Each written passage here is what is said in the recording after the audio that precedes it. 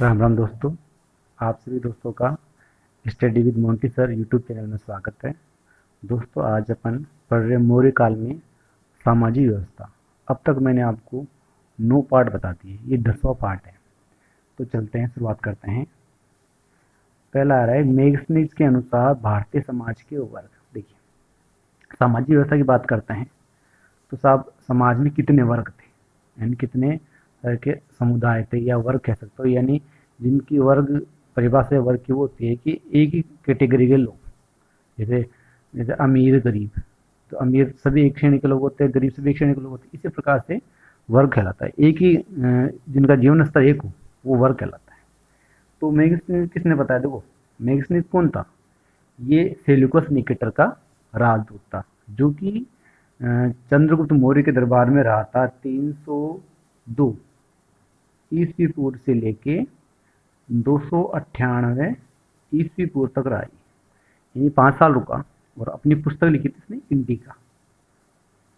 पता होगा आपका तो, ठीक है। इस पुस्तक में इसने भारतीय समाज के 7 वर्गों में बांटा। कितने वर्गों में बांटा? 7। अब कौन कौन से 7? तो अपन शुरुआत करते हैं राजा के दरबार से। पहले राजा के लिए जरूरी कौन है भाई? राजा के मंत्री, है कि नहीं? एक वर्ग वहां से हुआ। दूसरा वर्ग वो भी वहीं से, निरीक्षक, यानी इंस्पेक्टर, जांच करने वाला अधिकारी, एक वर्ग उनका हो गया। ठीक है। राजा के लिए एक जरूरी और होता है, वो था सेना। सेना में होते सैनिक, है कि नहीं मित्रों? यानी 7 में से 3 तो राजा के आदमी हो गए, मंत्री, निरीक्षक और सैनिक। ठीक है। अब आ जाओ अपन आम जनता में चलते हैं। तो सबसे पहले अपन खेती बाड़ी करने वाले आदमी होते हैं, तो कृषक, कृषक वर्ग हो गया। 5वां, खेती बाड़ी के अलावा कुछ कुछ आदमी केवल पशुपालन करते हैं, तो पशु पालक। इसमें शिकारी भी थे, जो शिकार करते थे पशुओं का, वो भी इसमें आ गए। ठीक है। छठा वर्ग होता व्यापारी। देखो, ये कुछ न कुछ काम करने वाले वर्ग है। व्यापारी व्यापार करते हैं, पशु पालते हैं, खेती करने वाले कृषक कहलाते हैं। ठीक है। अब एक विशेष वर्ग था, वो था पढ़ा लिखा वर्ग, दार्शनिक।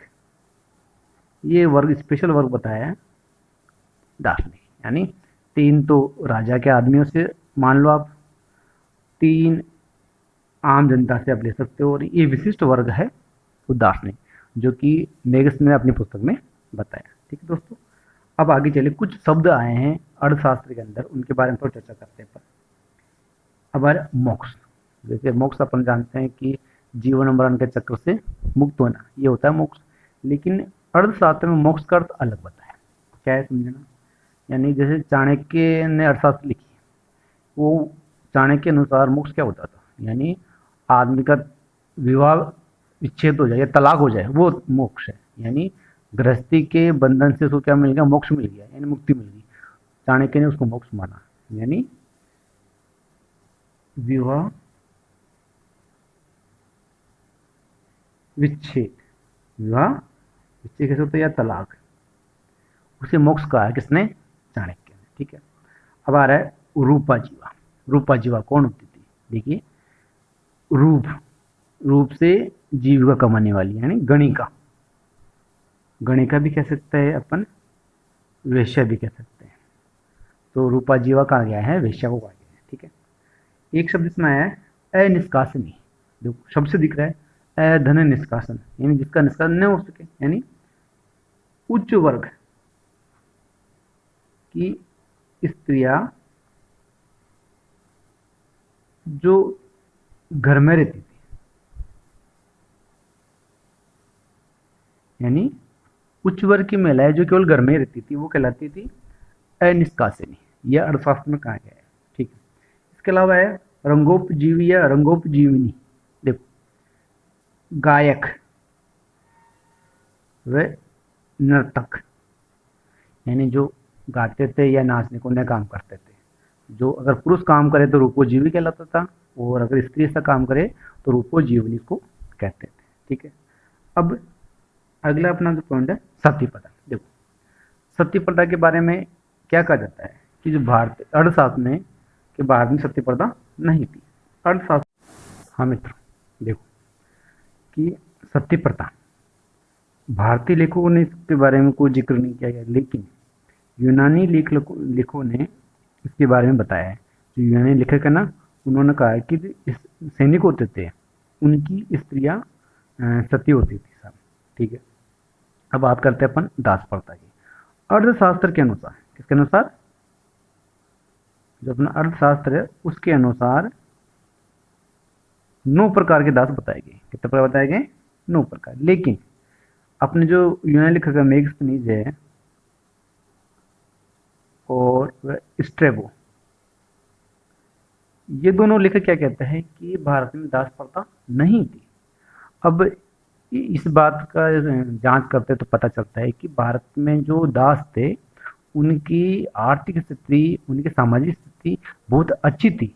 वो लगते नहीं थे कि वो ये दास है, इसीलिए इन दोनों लेखकों को भारत में दास नजर नहीं आए। ठीक है, अब हम बात करते हैं ब्राह्मणों की समाज में क्या स्थिति थी। देखो, ब्राह्मण मौर्य काल में कोई भी अपराध करते उनको कुछ भी सजा नहीं मिलती थी, यानी ब्राह्मणों को सजा देने का प्रावधान नहीं था, चाहे वो कोई भी अपराध करे। पहली बात। दूसरी बात एक है ब्राह्मण देह। ब्रह्मदेह किसे कहा गया है? ब्रह्मदेह यानी ब्राह्मणों को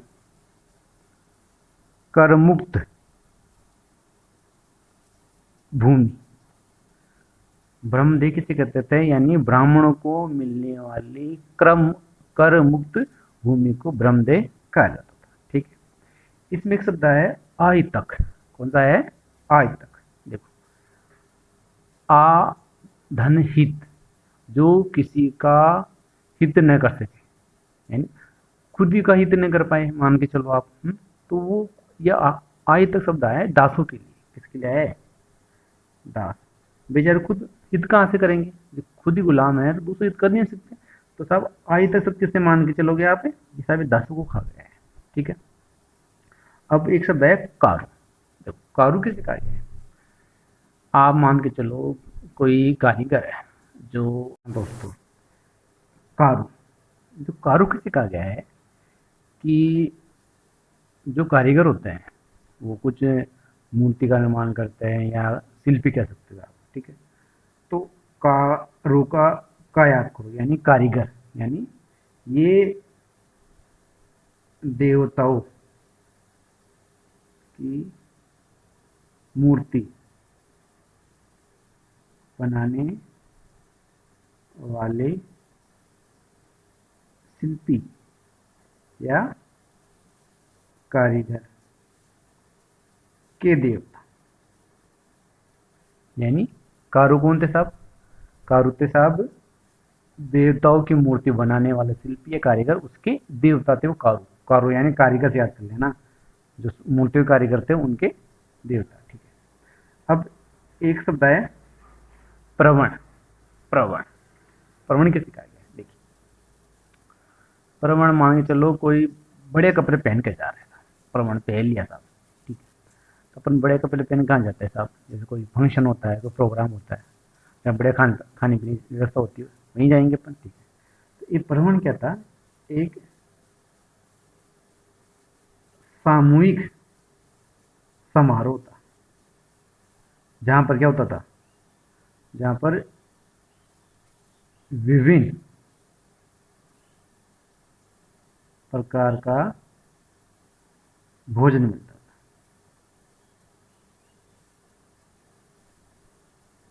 यानी प्रवण आप कह सकते हो जहां पे एक समारोह था, जहां पे खाने पीने की चीजें की प्रचुर मात्रा मिलती थी, अपने इस्तेमाल कर सकते थे, वो कहलाता था प्रवण। ये प्रवण शब्द क्या है? अर्थशास्त्र में। ठीक है, अब सब अपन बात करते हैं देवता। उस समय कौन कौन से देवता का उल्लेख किया गया है? देखो, अब इन देवता को उल्लेख करने वाले यूनानी थे, तो इन्होंने नाम भी अपने यूनानी दिए सब। ठीक है, अब पहला अपना देवता मानते हैं शिव। पहला अपना देवता है शिव।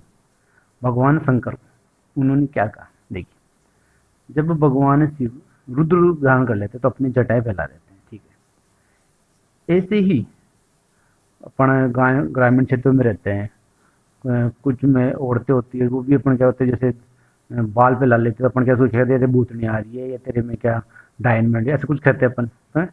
वैसे मान के चलो जटाएं फैला लेते तो उसको अपन अलग रूप देंगे, तो साहब उसी से एक नाम बना है डायोनीसियस। आप याद कर लेना, जैसे डायन अपने बाल फैलाते नहीं फैलाते, उसी प्रकार से बाल फैलाने वाला देवता कौन है, भगवान शिव। जब हम जटाएं खोलते हैं तो वो भी रुद्र रूप धारण कर लेते हैं, ठीक है। तो डायोनिसिस शब्द याद कर लेना, किसके लिए है, भगवान शिव के लिए गया है। यूनानी लेखकों ने डायोनिसिस देवता का उल्लेख किया गया, वो किसके लिए आया, तो भगवान शिव के लिए है, ठीक है। चलो साहब, दूसरा अपन देवता आता है साहब कृष्णा, भगवान कृष्ण। देखो कृष्णा शब्द कैसा है, आप कैसे याद करोगे इसको, मैं बता रहा हूँ आपको कि जैसे अपन बोलते हैं हरे राम हरे कृष्णा, हरे राम हरे कृष्णा अपन बोलते हैं, उसी से बना है। आप याद करना, हेरा क्लीज, हरे कृष्णा, हरे क्या है नियम, हरे कृष्णा, हेराक्लीज। हेराक्लीज देवता बोला गया किसको, भगवान कृष्ण को। डायोनिसिस देवता किसे बोला गया, भगवान शिव, ठीक है। ये इस प्रकार से आपको ये मौर्य साम्राज्य के सामाजिक व्यवस्था के बारे में आपको कुछ बातें बताई। चलो मित्रों, अपन करते हैं मौर्य कालीन अर्थव्यवस्था के बारे में चर्चा करते हैं। देखो मित्रों, इतिहास फैक्ट है, लेकिन इन फैक्टों को याद करने के लिए आपको कुछ ना कुछ छोटी मोटी सी कहानी या छोटा मोटा सा सेंटेंस कुछ चीज़ बताऊँ जिससे आपको याद हो जाए, ठीक है। इसी चीज़ को आप अन्यथा नहीं ले, मैं केवल याद करने का आपको तरीका बताऊंगा, ठीक है। चलिए अपन देखते हैं विभिन्न प्रकार के कर। देखो अर्थशास्त्र में 21 प्रकार के करों का उल्लेख किया गया है। कितने प्रकार की, 21 प्रकार। इनमें से कुछ कि 21 प्रकार अपने को पूछेंगे नहीं, लेकिन टोटल कितने थे 21, और इनमें मुख्य मुख्य से कौन कौन है वो आपको मैं बता रहा हूँ। देखिए सबसे पहले भाग, ये क्या था, ये एक तरह का भू राजस्व, क्या था, भू राजस्व।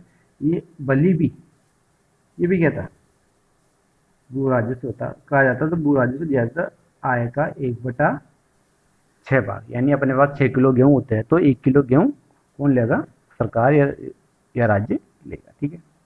अब आती साहब सीता। सीता क्या होता था, देखो सीता होता था यानी राजकीय भूमि, कोई सरकारी भूमि है या वन्य भूमि है कि आय पर कर। कैसे, यानी सीता सरकारी भूमि या वन भूमि सरकारी भूमि होती है, कैसे उससे कोई आप उपज ले रहे हो, उस उपज के बदले में सरकार आपसे क्या लेगी, कर लेगी, तो वो ये व्यवस्था थी, ठीक है। आगे बात करते हैं परण्य। परण्य क्या था, ये भी कर था। कैसे याद करोगे परण्य करता, आप ऐसे याद करो, मान लो कोई आदमी परण्य करना मतलब शादी करने जा रहा है, ठीक है, बोलता है तेरे को टैक्स देना पड़ेगा। अब शादी करने जा रही, इमरजेंसी जीवन मरण भरण, ये तो बहुत अत्यावश्यक काम है, तो वो कर के लिए मना नहीं करेगा, बिल्कुल इमरजेंसी काम में तो देना पड़ेगा सब, तो वो कर देगा। आप मान परण्य अर्थ मान लेना आपातकालीन कर, आपातकालीन करता, ये आपातकाल में आपको क्या करना पड़ता, देना पड़ेगा सब कर। तो ये इमरजेंसी काम हो उसमें करता, परण्य का मतलब आपातकालीन करता, ठीक है। भले अपना हो गया। अब आता है हिरण्य। हिरण्य, हिरण होता है सोने जैसा, सोने के रंग जैसा, ठीक है। तो उस समय भी जो मुद्रा चलती थी सोने चांदी में चलती थी, यानी हिरण्य कर खिलाता था, जो नगद कर। और तो जब आप अनाज के बदले लेंगे या और कुछ चीज़ें लेंगे, इसमें हिरण्य कर में केवल और केवल नगद ही लिया जाता है, जैसे सोना या चांदी वही लेंगे, ठीक है। हिरण्य होता है सोने जैसा, तो आप सोने से याद कर लेना, यानी नगद कर, ठीक है। अब आता सब सेतु बंद कर। सेतु, सेतु या तो वैसे बांध, पुल कह सकते हो या बांध कह सकते हो, ठीक है। बंद, बंद यानी बांध दिया, ठीक है। सेतु बनाया या बांध बनाया सरकार ने।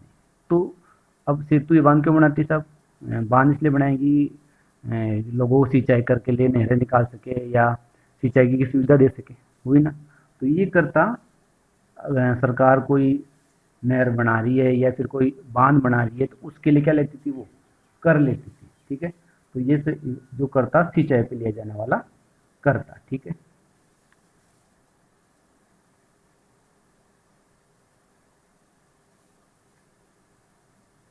सरकार इसमें क्या करते थे, राज्य क्या करता था,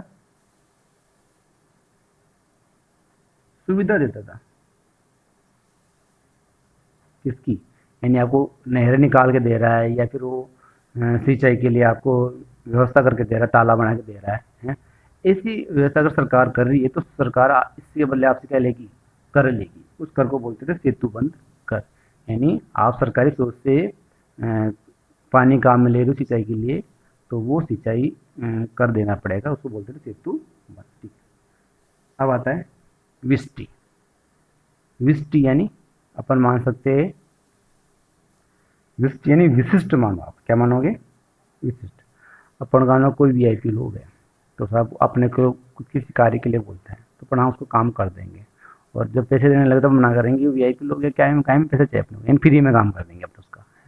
तो जब किसी के निःशुल्क काम करते हैं उसे बोलते बेगार।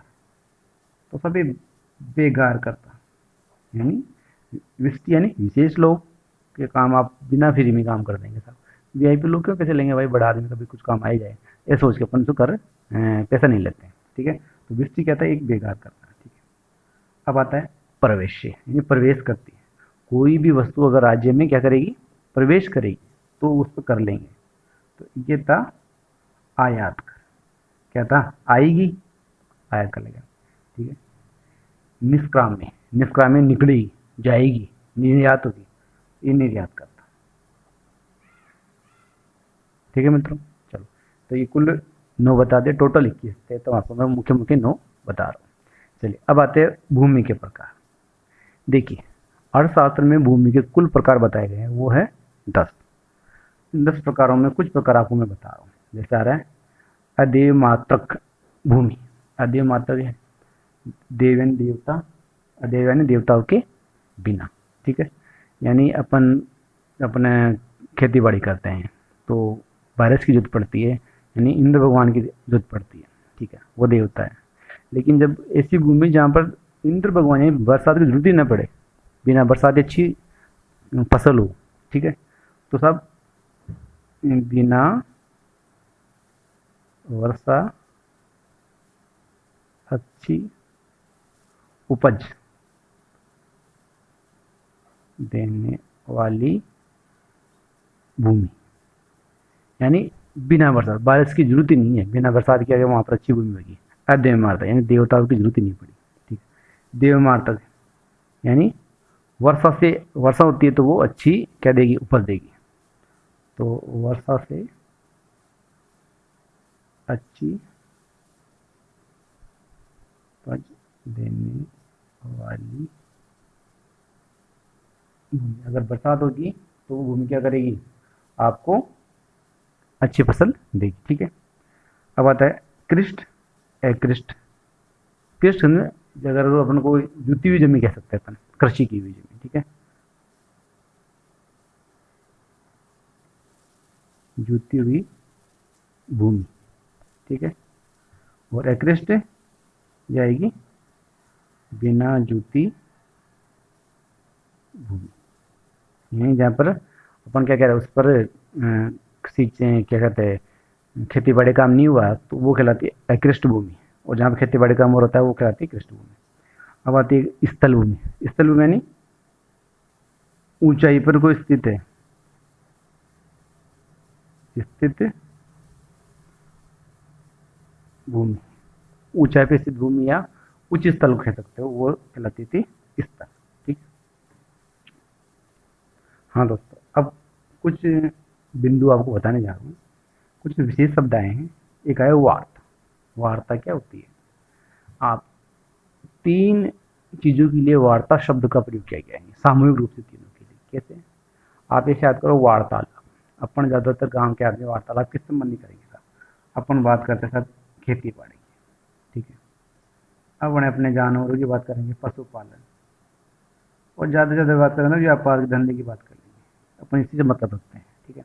इन तीनों को सम्मिलित रूप से क्या कहते थे, वार्ता कहा गया है अर्थशास्त्र के। ठीक है। अब बात करते हैं राजस्व प्रणाली। देखो ये भारत की प्रथम व्यवस्थित राजस्व प्रणाली थी।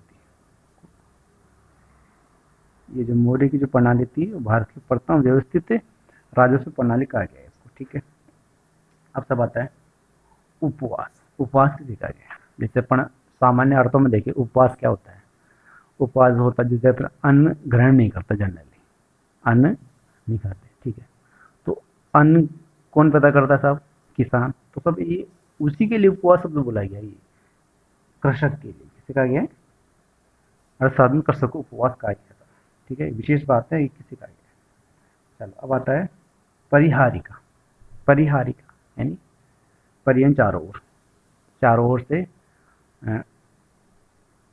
परिहारिका यानी ऐसा गांव जो कर मुक्त होता है, चारों तरफ से कोई पाबंदी नहीं उसे। ठीक, कोई उसको हरा नहीं सकता। फिर ये साहब एक तरह से माना परिहारिका, चारों तरफ से फ्री, आजाद है चारों तरफ से, कोई हार नहीं सकता उसको। ठीक है, परिहारिका यानी कर मुक्त गांव, उसे बोलते परिहारिका कहते थे। ठीक है, ये आता आयुधिका। आयुध यानी सैन्य सामग्री, सैन्य सामग्री देने वाला गांव। जो गांव क्या करता था? सैन्य सामग्री देता था, उसे बोलते आयुधिका। ठीक है, परिहारिका करमुक्त गांव होता है। ऐसे एक शब्द एक और आया है, वो है कुप्पी। कुप्पी यानी आप मान के चलो जैसे अपने मेहंदी मारने कुप्पी होती है साहब। ठीक है, उस पर अपन मेहंदी डालते हैं। ठीक है, कच्चा माल तो डालते हैं। तो कुप्पी यानी ऐसे गांव जो कच्चा सामान देते थे, कच्चा सामान देने वाले गांव, उसे बोलते कुप्पे। उन गांवों को क्या कहते थे अपन? कुप्पे, जो कच्ची सामग्री उपलब्ध अपने को करवाते थे। ठीक है मित्रों, अब आता सब एक सीताध्यक्ष। सीताध्यक्ष कौन होता था? ये होता था कृषि विभाग का अधिकारी। कृषि विभाग का सबसे बड़ा अधिकारी वो कौन कहलाता था? उसे अपन कहते थे सीता अध्यक्ष। ठीक है, तो राजकीय कृषि विभाग का अध्यक्ष या अधिकारी सीताध्यक्ष। सीता वगैरह सरकारी भूमि, सीता होती है सरकारी जमीन या भूमि, उसे बोलते हैं। तो सीताध्यक्ष यानी उस भूमि का क्या होता था? ये अधिकारी होता है। ठीक है, चलो मित्र, इस प्रकार से ये अर्थशास्त्र का जो मौर्यकालीन अर्थव्यवस्था है उसका एक पार्ट हो गया। अगला पार्ट आपको नेक्स्ट वीडियो में मैं बताऊंगा। आशा करता हूँ आपको ये वीडियो पसंद आया होगा। देखिए, इतिहास में फैक्ट बहुत से होते हैं, मेरा उद्देश्य यही है कि इन फैक्टों को मैं आसानी से आपको तैयार करा सकूं।